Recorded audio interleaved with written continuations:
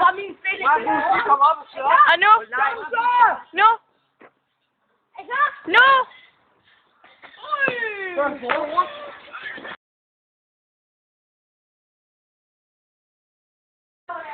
Hvilken sten falder først ned til jorden? Det gør de samtidig, fordi at den store, den har mere vindmodstand, i med at den falder hurtigere, langsommere, og den lille sten, den er lettere, så den falder hurtigere.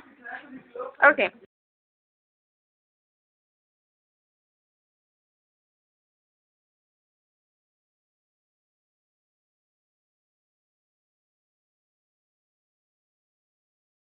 Svar på Mettes spørgsmål om fly.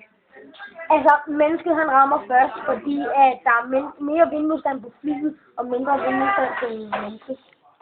Okay.